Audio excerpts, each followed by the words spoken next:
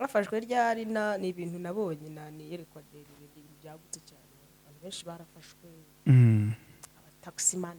taximan barafashwe abamotari mwarafashwe mana we abanyonzi barafashwe abakarani barafashwe abatwara indege mwarafashwe abapasiteri bafashwe bariya bo icyiciro cyabo n'umwihariko mugiye muri rubanda muri rusange ufite icyiciro cyabo abashumba aho mwarafashwe binarenze gufatwa ni gute umuntu azi wawe aje mu byifuzo ugashyiraho akantu ko guturisha hano muri no guturisha ku buryo ujya kwinjira protocol akakuba ngo banza werekane momo pay nubwo batankunze sinzakena naramenye Imana sinzakena haravuga ngo ndyamisha ibase umuntu uryamishijwe n'Imana gitunguka heresi benefo atarajya muri dushe tabakata umusatsi ataramuzana costume zihenze belazene koto ya sene kontrifore haleluya gukeneye ko wuzurizwa muri costume ubanza wuzurizwe no hasi aho muri iyo micoce yanyanze yarakwanze hanyuma se wasenze Imana ikakubwira igikurikiyeho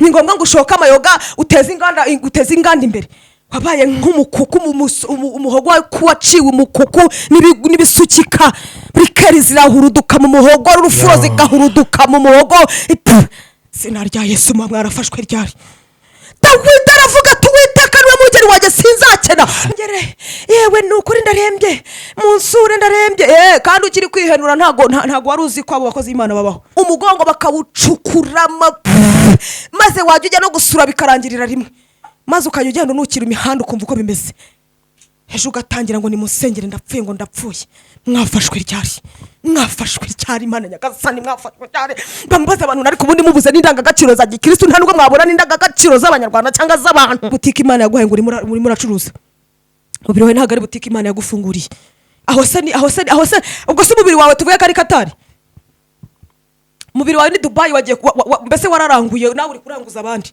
komera mwafashwe ryari reka da rwose mbabona hari igihe Bibiliya ngo nzabakina ku mubyimbi ibyo mwatinyaga bibagezeho uzabyumva neza umunsi uzajya kwa muganga bakakubwira ati buriya rero reka tuguhurutiremo n'inkondo n'amayiterisi byose tubimaranureyo wafashwe n'ibibyimba ufatwa n'ibicyati mu nda yawe buriya n'ibibazo tuzakubaga uzaryama amezi angahe mu bitaro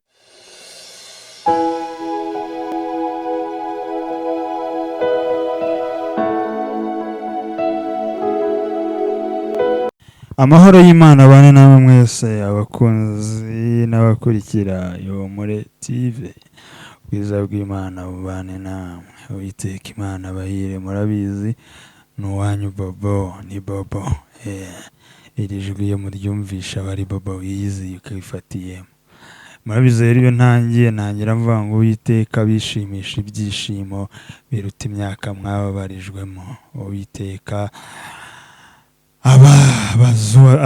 abagarurire abashumbushe iby'inzige zariye ibiruta iby'inzige zariye mbese Uwiteka abahazi ibiruta ibyo mwasonzeye abuzuze ibiruta ibyo murimo murasaba saa sita z'ijoro tugira isengesho saa 11 tugiraniye bature amahoro y'Imana bane namwe turabashimiye mwebwe mwakoze subscribe nawe utarayikora nturenge utayikoze twongeye kugirirwa umugisha rero no kongera kwakira umukozi w'Imana Sandra Uwihoreye mukobwa wa Yesu uri muri mwafashwe ryari kadusenga Imana ubundi twongere tuze murabizi ko twabwiye ko tuzabigira mu episode cyangwa mu ruhererekane Mana yacu turagushimye uro kwiringirwa uro kwizerwa nta yindi Mana ihwanye nawe uri Imana bwite uri ubuhungiro bwacu n'uye mubyeyi uruta abandi bose Dawidi yaravuze ngo muri Zaburi 27:10 aravuga ngo nubwo data na mama bazandeka Uwiteka azandarura bivuge ko niyo abantu cyangwa ababyeyi bisi batureka dufite umubyeyi uruta abandi ari we Uwiteka Imana yacu umubyeyi bwite turagushimiye ko atugihumeka mu kabazima tutawugura tuvuga ngo duhumeka mu kabazima ko umwanya ari abari kuwugura bari guhumeka uw'ibyuma ariko twe turi guhumeka uw'abazima tutaguze ubwo ni ubuntu bwawe si uko ari turusha abandi ahubwo ni neza n'urukundo bana natwe muri uyu mwanya dukoresha ibyo butwari mu izina rya Yesu Kristo amen. Amen. Sandrine nakuvuza ariko nawe ivuge ntaba nakubeshyeye. nitwihoreza Sandrine ndumuvuga butumwa umukobwa ndashima Imana namaze nziza agakiza k'Imana tumva bihagije. wafashwe ryari? Bantu barakampaye da kamwafashwe ryari nagira nte n'ubu ni kugarutse se?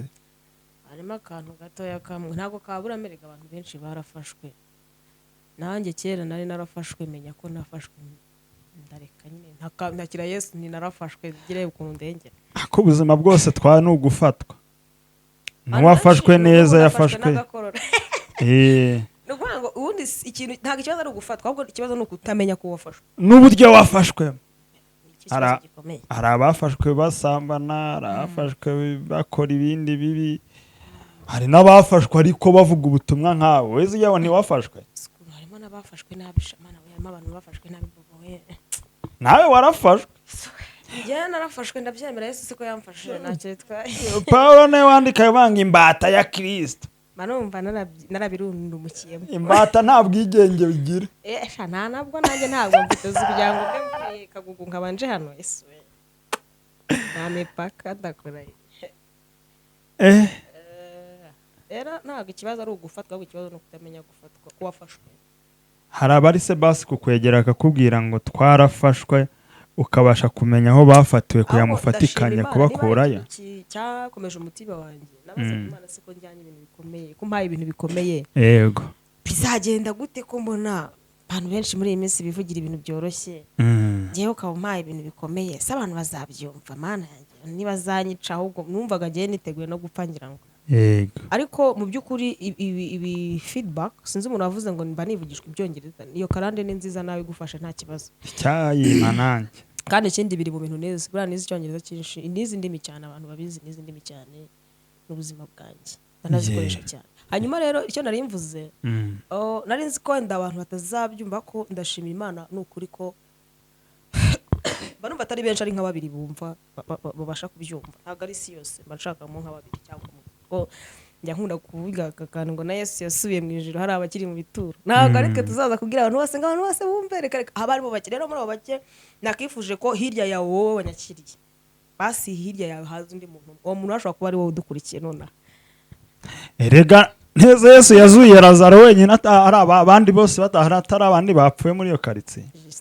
ntago yari Imana ifokasinga ku bwinshi. ndashima Imana kuko message iri kwakirwa kandi hakaboneka feedbacks nziza zigaragaza ko abantu bari barafashwe.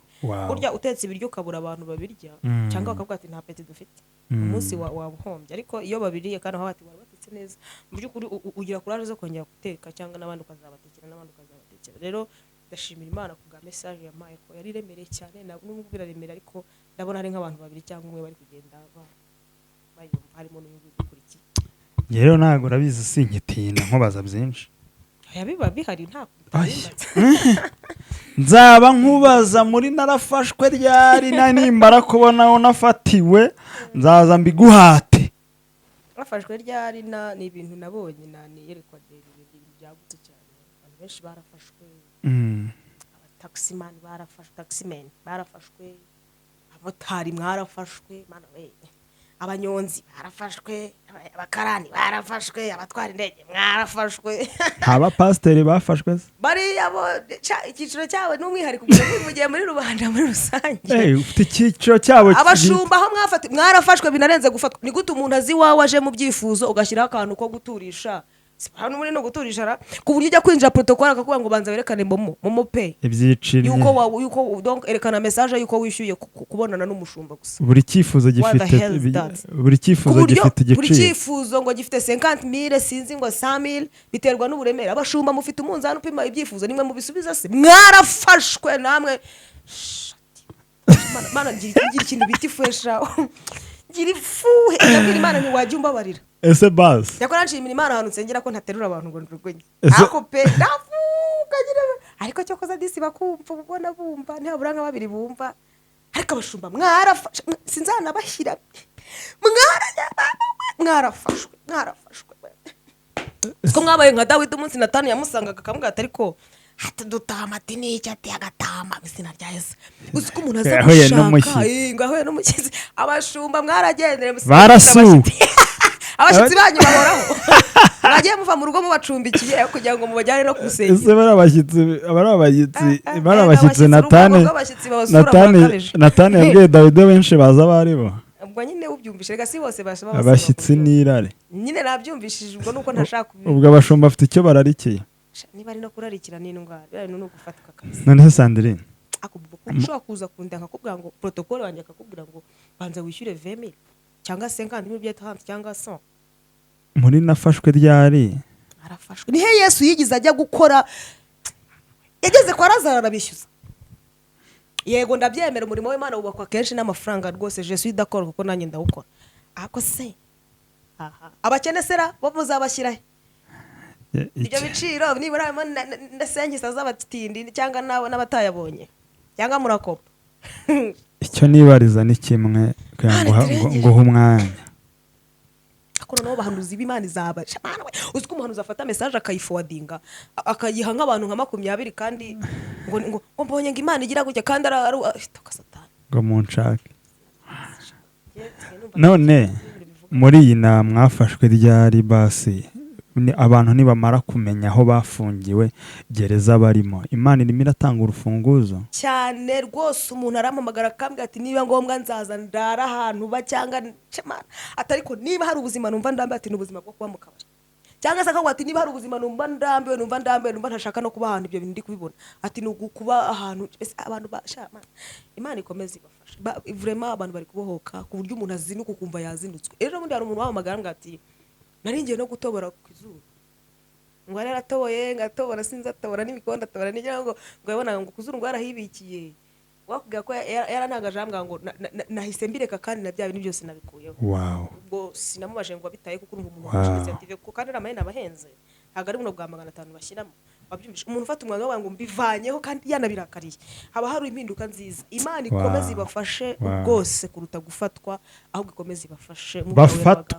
ibafataho gufatwa okay uno munsi rero hari indi message Imana igushyize ku mutima ukomeza kwereka abantu bafatiwe uyu munsi message nzanye no kubwira abantu bakarenga ibikomere mu bintu bitumye abantu bafatwa cyangwa se muri iyo content yamwafashwe ryari kimwe mu bintu gitumye abantu barushaho gufatwa ari benshi bakirundumurira muri gihe no ari benshi no nimeretse gutangara ari ukuntu kuzimu harasamye kandi hasamiye ubugingo bw'abantu benshi yego kuzimu irarangaye no nta gatekeeper uba kuri kuzimu donc nta muzamu uri kuri porutaye y'ikuzimu wenda ngaho tuvuye ngo arakingura saa 3 ngo nyuma saa 3 irangaye gihenam kaneguka mbivuge kuzimu irarangaye ku rwego mwe mudashobora kubitekereza kandi yasamiye umwana yasamiye umubyeyi yasamiye umugabo yasamiye boss yasamiye utwara imodoka yasamiye utwara ingorofani kuzimu irarangaye kuko Satani nta mu afite naga ashinzwe kuvuga ngo ndabona uyungunga byibushe ngari ikibonke ngo niwe nshaka reka nawe uhorose Satani kuzimu irakwasamiye fatiraho abantu ntago urakoze ntago ngaruka irakoze cyane abantu benshi muhugiye mu bintu byo kwitekerezaho ejo nzamera nte abana banjye baziga bate abandi bese mwihangayikiye yasaherutse gusanga abantu abaza bigishwa bagiye ku musozi arabaza ngo mbese muri mwe hari uwakiyunguraho umukono umwe abitewe no kwiganyira ababaza icyo kibazo abaga ngo ntimukihebe ngo muzabaho gute muzarya iki muzambara iki arabaza ngo mbese imyambaro ari umwambaro n'umubiri n'iki kiruta ikindi ari ibyo kurya n'ubugingo n'iki kiruta ibindi mbese ni nk'isomo yarari kubaho niba guhangayika kwa bidashobora kukwishyurira umwana muri nasari ubundi urarushywa n'iki nkafashwe ryari niba kwirirwa wivovota ngo kawunga iranyishe irakwisha ariko harimo n'imbuga barazi iri kurya imisigi yo mu bishingwe nge nabikozemo nkafashwe ryari ku buryo uhangayika cyemeze gutya aho rero iyo byaje gutyo utari kwakira situation y'ubuzima urimo niho uhera urundumukira muri kuzimu imeze nk'umworero igwitegereje. Reka nongere ntangire itangazo mbabwire ngo ikuzimu harasamye, kandi kuzimu ntabwo ari akantu kangana gutya, kuzimu ni hagari. Bibiliya bivuga, ni ukuri nabivuzeho, Bibiliya ivuga ngo inzira ijyana abantu kurimbuka ni nini, ni nini cyane, iragutse, ababyibushye bacamo, wayicamo utwaye hoho rwose ukajya ikuzimu, waca muri iyi nzira ugiye kuzimu utwaye hirigisi cyangwa hiyasi, waca muri iyi nzira utwaye Range Rover. Iyi nzira ya kuzimu irarangaye ku buryo icyo waba utwaye, nushaka kuba utwaye ingorofani cyangwa utwaye igitogotogo, bya bindi by'ibiti byo mu byaro bakururaho imizigo, nushaka icyo waba utwaye cyose, kuzimu irasamye ku buryo utayikanga. Nushaka warize Harvard cyangwa warize hehe, ufite PhD, ufite ibiki, kuzimu irasamye ku buryo mudashobora kubyumva. Nushake ube uri umusirikare cyangwa uri umupolisi ukomeye, nushaka uba utwara batayo zingahe, nushake, kuzimu ntihakangwa n'ibihanga biri ku bitugu, no. Kuzimu ntikanzwe n'inyenyeri zingahe wambaye, kuzimu ntikanzwe n'umubare w'amakosi wakoze, kuzimu ntikanzwe, harigiye mvuga nkumva ngiye kure, kuzimu ntabwo ikanzwe n'umubare w'abantu ushaka kuba uyoboye, ntibibaho. Kuzimu irasamye, harasamye hameze gutya. Kuzimu ntabwo ikanzwe ngo ufite urusengero muri etaje, kuzimu ntabwo ikanzwe ngo urya mayoneze ku munsi, kuzimu ntabwo ikanzwe ngo mu gitondo urya umureti cyangwa urya ibiki, ushaka kunywa amazi yonyine ugasohoka, ntabwo kuzimu kuzimu irasamye. Yesu we, mbega amaso areba kuzimu mu izina rya Yesu. Imana ifunge kuzimu ku buzima bwawe, uveyo, vayo, garukira aho ngaho, kuzimu irasamye. Sinzi impamvu bije, ariko nongeye gutanga itangazo ko kuzimu yasamye. Rero nje kukubwira ngo ibikomere byose waba uri gucamo ntabwo ntibikakubere cyangwa se ntibikwiriye kukubera umuyobozi ukwinjiza ikuzimu. Ndagasubiramo, ubuzima bwose waba uri gucamo, ibikomere byose waba uri gucamo, ushaka ube wemeye cyangwa utemewe, ushaka ubuzwi cyangwa utazwi, ushaka ubukomeye amashyi cyangwa bakwigijeyo, ibikomere byose n'ubuzima bwose waba uri gucamo ntabwo bikwiriye kukubera umuyoboro ukwinjiza ikuzimu. Ntabwo turi kugeragezwa birenze ibya bene wacu barageragejwe, ntabwo turi kugeragezwa birenze iby'abahanuzi bageragejwe, ntabwo uri kugeragezwa birenze ibya Yeremiya cyangwa iby'undi muntu. Hana tata we, harigiye mvuga nkumva ngiye kure. Ibigeragezo byose uri gucamo, cyangwa se byaba ari byo mu muhamagaro, byaba ari imibabaro yo mu muhamagaro uri gucamo, byaba ari imibabaro yo mu rugo rwawe uri gucamo, nawo ni umuhamagaro, kubaka nabyo ni umuhamagaro, byaba ari umuhamagaro, byaba ari ibihe mibabaro simbizi, byaba ari ihombo uri gucamo, ntabwo umubabaro wose uri gucamo ukwiriye kukubera umuyoboro ukwinjiza ikuzimu. Pawulo aherutse kuvuga ijambo ribwira Abaroma aravuga ngo bakundwa, ubu ntabwo ari kera, turi abana b'Imana. Yesu we, kandi ukuntu tuzasa ntabwo kurerekanwa, icyakora Kristo niyerekanwa tuzasa nawe. Abantu bisiga bazasa na Yesu, abatisiga bazasa na Yesu, abambara ibihenze bazasa na Yesu barakiranutse, abambara ubucocero bazasa na Yesu.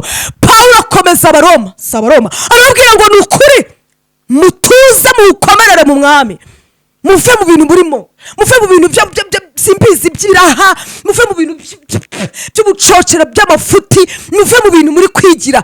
Bakundwa, Mana we, ushaka uba uri guhinga Nyamagabe, uko uzasa ntabwo kurerekanwa. Ushaka ufite shopu hano muri shike hano haruguru, ntabwo ukuntu uzasaba ingana n'iyo shopu ntabwo birerekanwa. Ushaka warasutsweho amashivuta cyangwa utarasutsweho, ntabwo ukuntu uzasa kwari kwerekanwa. Ushaka ube wubatse biri kwemera cyangwa biri kwanga, ntabwo ukuntu uzasa byari byerekanwa. Yesus Mana, mba ndi kwihuta, mba numva ndi kugera kure, ariko ntabwo ibikomere uri gucamo bikwiriye kukubera irembo rigari ikujyana muri Gehinomu. Imana iturengere cyane. Reka dusome turebe icyitegerezo cy'umuntu umwe, ntabwo ndi bumutindeho kuko ndamuvugaho gusa. Abantu benshi bazi inkuru ze cyane, harimo n'abadukurikiye bazindusha kuko ntabwo twese tunganya nivo ya education, ariko no mu mwuka turarutana. By the way, niko bimeze. Ariko ngiye kuvugaho gatoya. Rero ntabwo ibikomere byose waba uri gucamo byakwinjiza, byakabaye bikubera irembo ryo kujya kuzimu, ahubwo bikwiriye kukubera ahantu heza Imana ikwiriye kuguhamiriza, nawe ugahamirizwa n'Imana uri mu kigeragezo kandi bikemera. Imana yamujiriwaho umugisha. Samweli wa mbere ibice 16 umurongo wawo 12 haranditse ngo nuko aramutumira amujyana mu nzu, yari umuhungu w'inzobe ufite uburanga kandi w'igikundiro. Uwiteka aravuga ati, haguruka umusukeho amavuta, niwe uwo. kano kantu kangasubiremo. Uwiteka aravuga ati haguruka umusukeho amavuta, niwe uwo. Mana ishimwe. Uyu ni Dawidi, ni inkuru za Dawidi. Ni ukuvuga ngo Dawidi yavutse mu bana benshi. Genda usome, sinje kwigisha teoloji hano, ariko ni ibintu n'umubare hano urimo muri Bibiliya. Ariko muri uku kuvuka avuka ariwe mutoya mu bana babo kwa se Yesayi. Ariko abana benshi, ubundi abana b'abahererezi n'iwacu turamufite. Baba ari abana bari hafi ya ba nyina, baba ari abana bari hafi ya ba se, baba ari abana nyine akantu kose babibebeza, akantu kose babigize neza, mbese akabaye kose niwe, ibyasigaye aho ngaho niwe, mbese ni ngo hirya y'abakurube n'aba bose aba yumva mbese ari ukwiriye urukundo ngira ngo rurenze urw'abandi. Urukundo rwa bakuruwe rwose niwe rugomba guhereraho, urw'abaturanyi baturanye niwe, mbese aba yumva mbese babucura n'abasuhuje. Dawidi igihe kiza kugera urwo rukundo ararubura. Iyo ugiye muri Bible commentaries usanga Dawidi yaravutse ku rundi ruhande, ntago yarahuje nyina na bano bana, Imana iturengere. Ariko nubwo batari bahuje, ariko ntibyari bikuye ko ari umuhungu wa Yesayi nawe icyubahiro abandi bagombaga kubona nawe yagombaga kukibona, Imana iturengere. Ariko igitondo kimwe aza kuza kwisanga wa muteto wa bucura ntawe afite, aza kuza kwisanga wa muteto w'abana b'abahererezi ntawe afite, aza kuza kwikanga atari kwaka umushyushyo, aza kuza kwikanga atari kwaka ibigezweho, hari vaje z'imyenda zaje, aza kuza kwikanga mbese igitondo kimwe yisanga mbese nta muntu umubwira ngo yo ka Dawidi disi, asanga nta muntu kumubwira ngo yo ngo disi Paul, asanga nta muntu kumubwira ati yo disi Kibondo gwino, asanga ari ahantu mu ishyamba. Reka mvuge mu ishyamba ni ahantu haba imbwa, haba imbogo, haba amasatura. Nkunda kuvuga amasatura, mbona ari ikintu gisa nabi, haba ibintu by'umwanda, ibisimba bikomeye, intare niho zisangwa, amareopard niwe nsanga, ibintu byose bitarangwa niho ubisanga, inzoka z'ubusabwe niho uzisanga. Mu ishyamba nta kintu kizima kibayo. Imana iturengere, Yesu atugirire neza. Dawidi igitondo kimwe yikangura, yisanga muri ubuzima bushaririye, yisanga nta pole ya mama, yisanga nta pole ya dadi, yisanga nta pole y'umuntu n'umwe, yisanga ntawe ari kurataho ngo ni bucura, asanga ahubwo ari kubyuka mu gitondo yibaza ngo ese ndakaraba amazi nkuye. Gukaraba nabwo ntiyabitekereza ko umuntu uri mu ishyamba se yakoga iki. Asanga mbese ibintu byose ari kubyibaza, se ndi burya iki. Asanga ari kwibaza ateko harya ubu hanze ukatubifate nka gutyo, kuko umuntu uri mu ishyamba yumva ngira ngo bari mu buzima busanzwe, wenda bari nko hanze.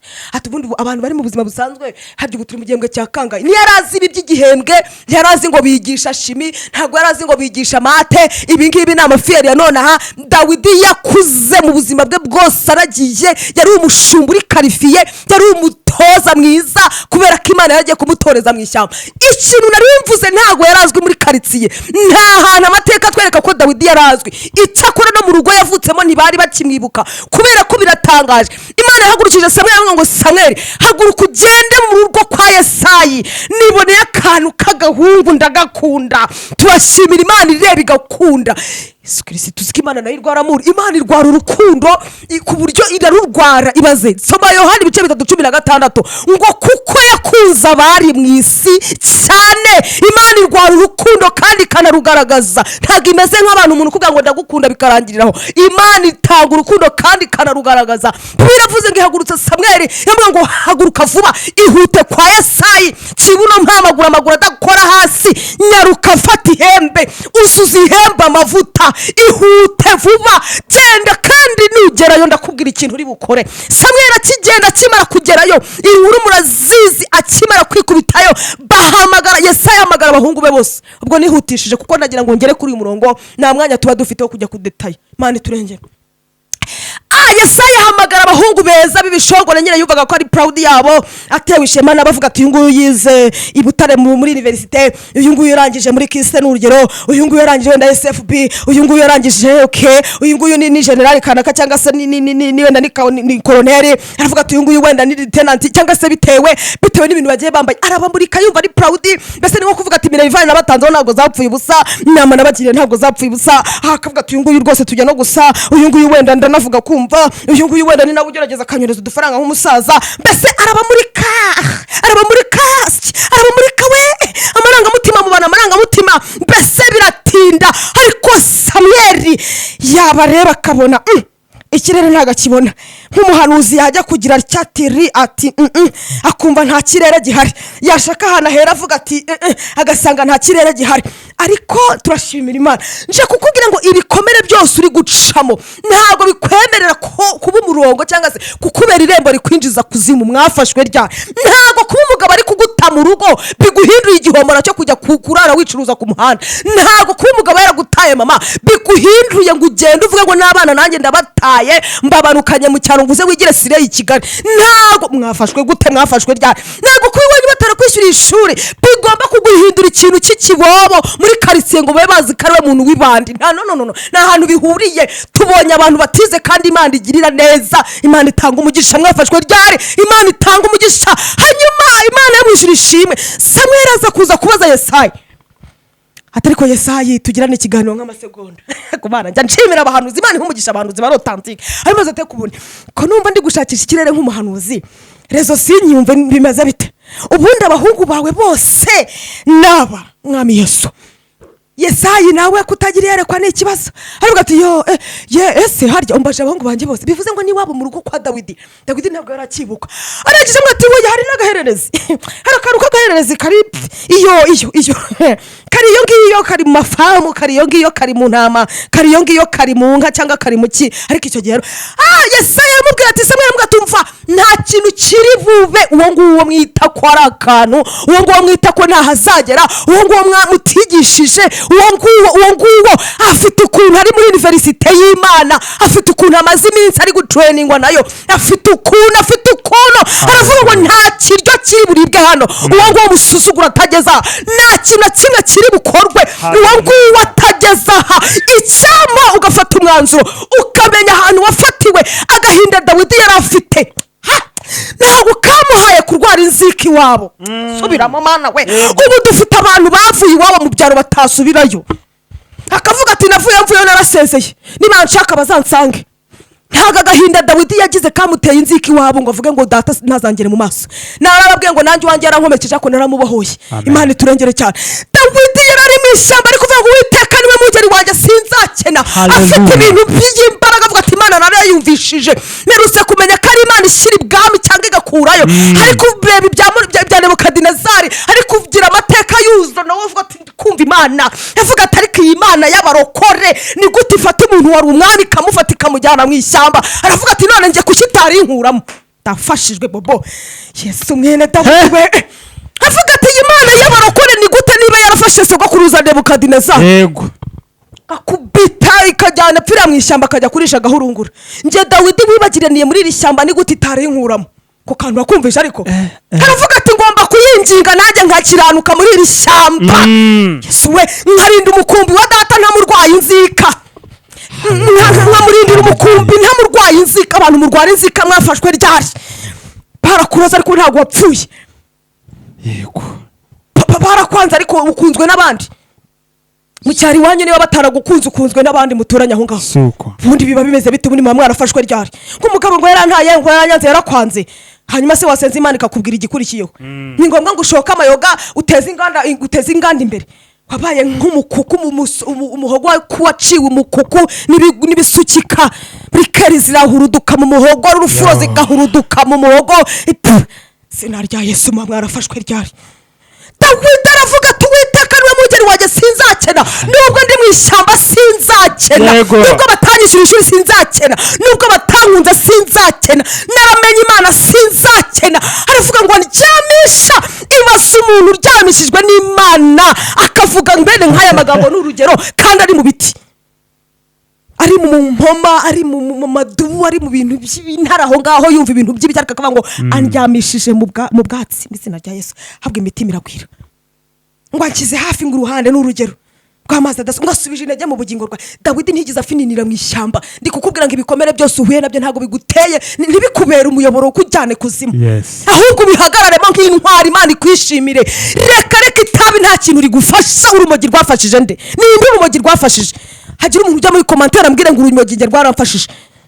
ninde muntu wasambanya n'abazungu agasambana n'abirabura agasambana n'abagufi n'abarekare agasambana n'abize n'abatarize wajya muri komantere akavuga ngo ngewe sinzi uwamerutse kubona ku mbuga ngo ngewe ngo cyaranyijije ngo cyaranyubakiye izina rya Yesu ariko nawe wagupima mu mwuka yasanga uri henomo keretse Yesu wenyine wakuvanayo maze no Satani arabashuka mu kandi kanya akabahururiza iyo urwaye indwara nibwo ujya wavuga ngo mukozi nibwo mwibuka abakozi b'Imana munsengere yewe nukuri ndarembye munsure ndarembye kandi ukiri kwihenura ntago wari uzi ko abo bakozi b'Imana babaho cyamba kunda gusa ntago kuba Imana no ikigeragezo cyose uciyemo ntago ari ngombwa ngo kikwinjize kuzimu ntago yari butike Imana yaguhaye ngo uri muracuruza mubiri wawe ntago ari butike Imana yagufunguriye aho se ubwo se umubiri wawe tuvuye kari Katari mubiri wawe ni Dubai wagiye mbese wararanguye nawe uri kuranguza abandi komera mwafashwe ryari reka da rwose mbabona hari igihe Bibiliya ngo nzabakina ku mubyimbi byo mwatinyaga bibagezeho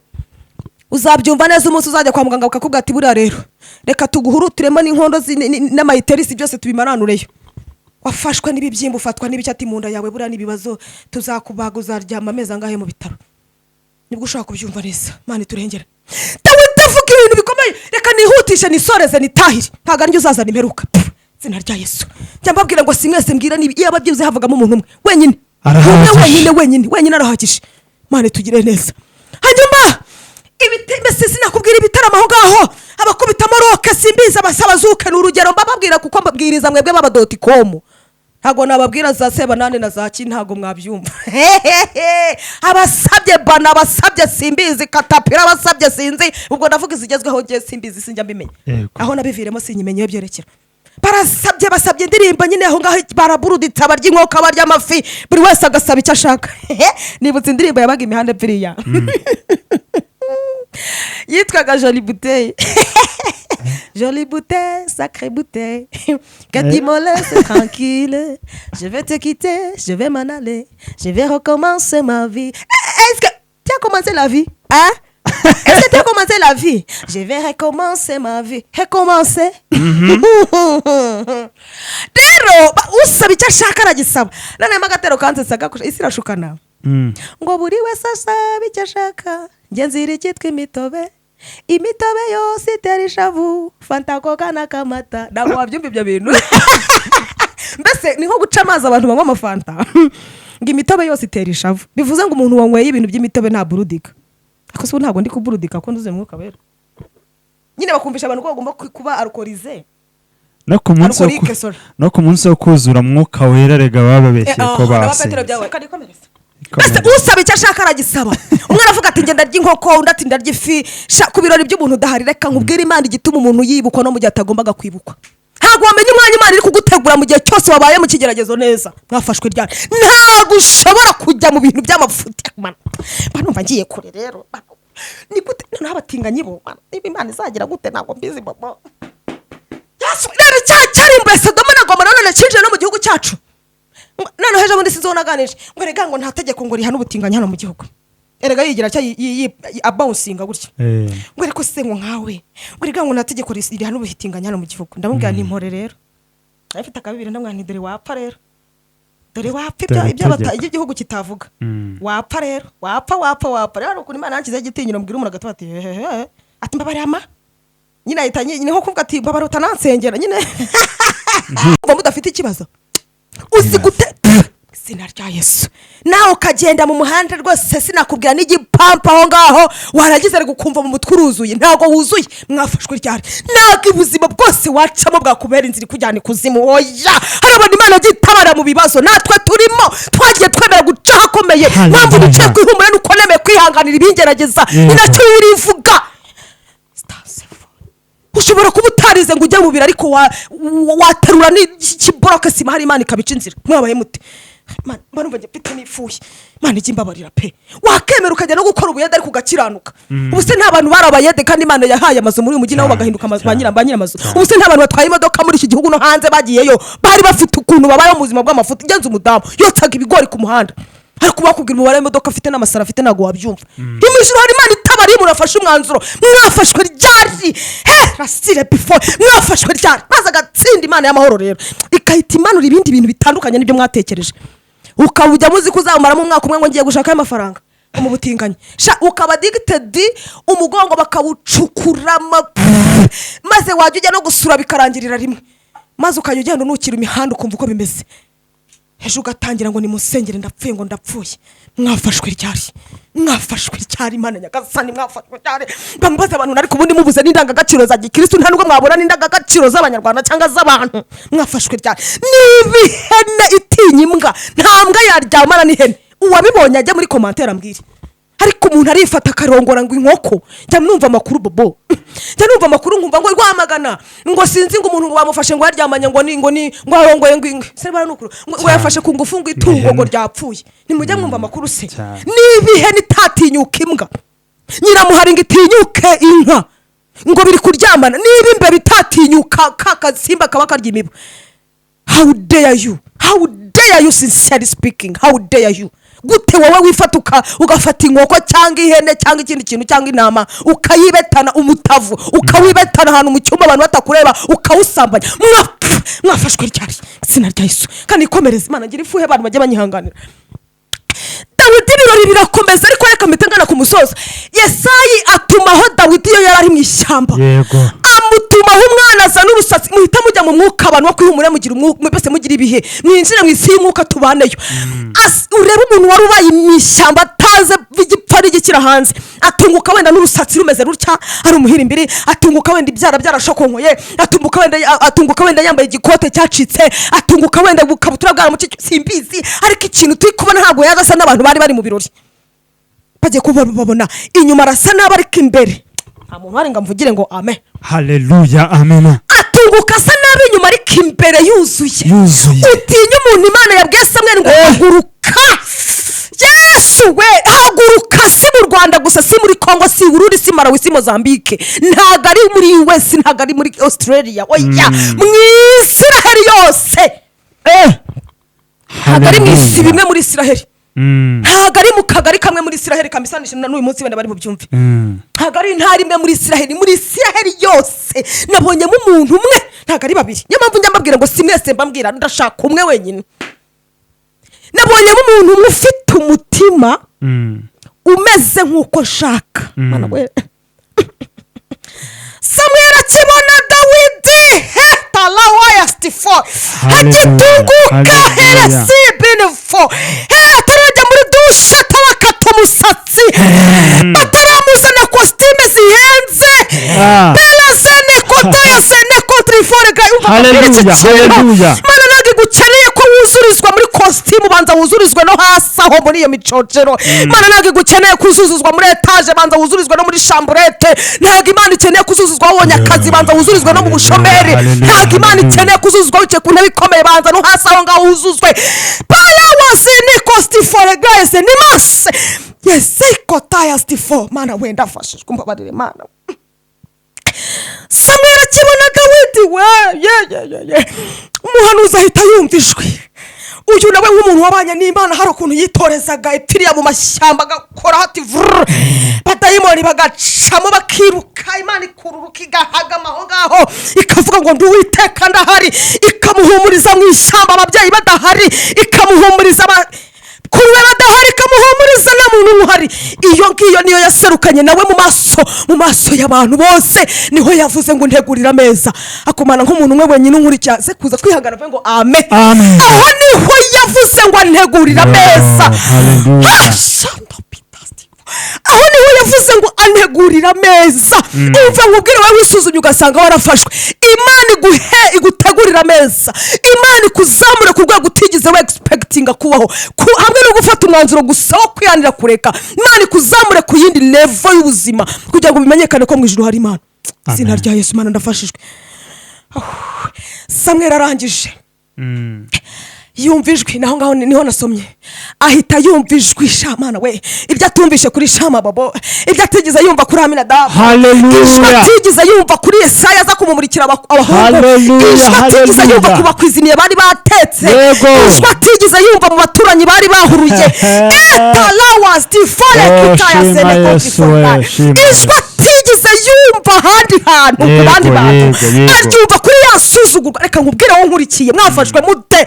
Sobanukirwa umunsi wafatiweho uzi imbere ya Yesu, mwe ngo narafashwe ariko ndaje. Amakuru nayumvishe ko na Dawidi wamugiriye neza nanjye ngirira neza. Ijwi ritigize ryumvikana mu myaka yose umaze mu buzima bwawe, waryumva igihe wamaze gufata umwanzuro. Amen. Yesaya ahita yumva ngo noneho haguruka.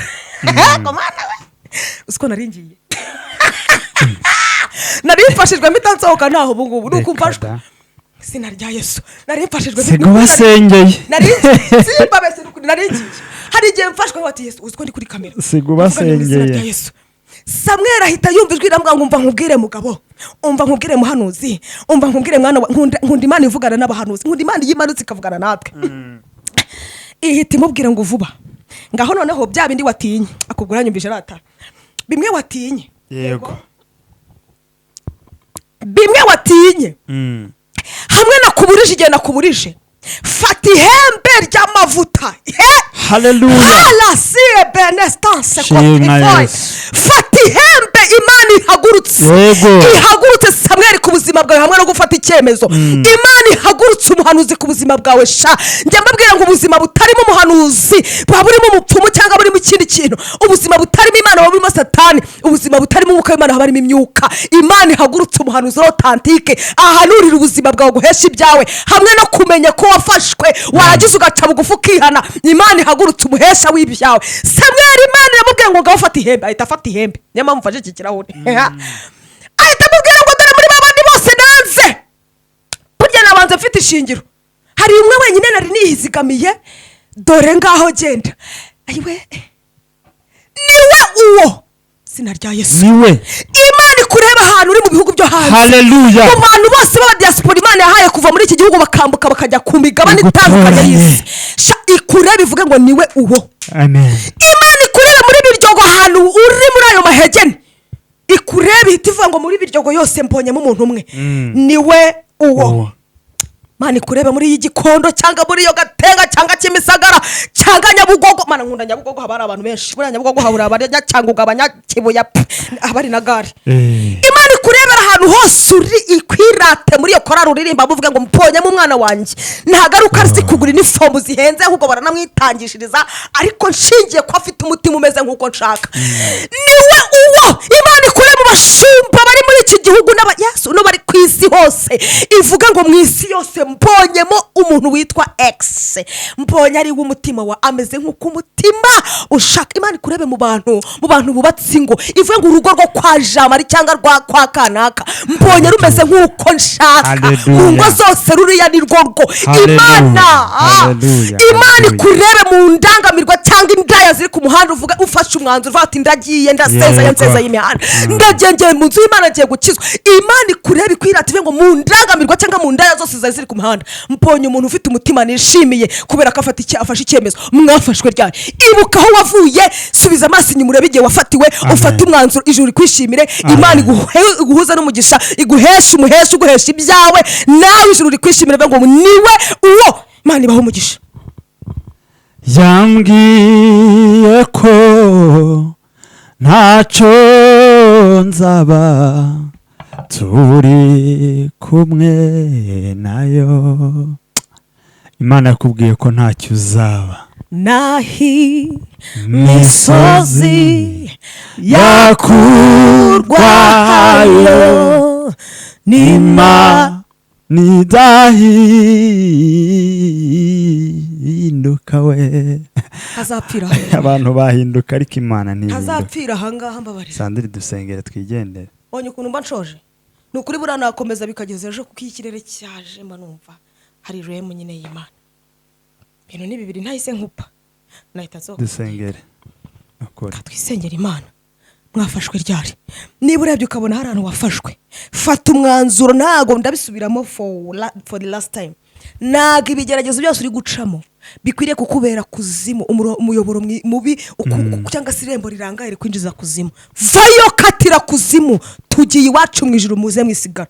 Imana ibaho umugisha. Uri data wa twese mwiza, uri umutunzi imbabazi nyinshi. Haleluya.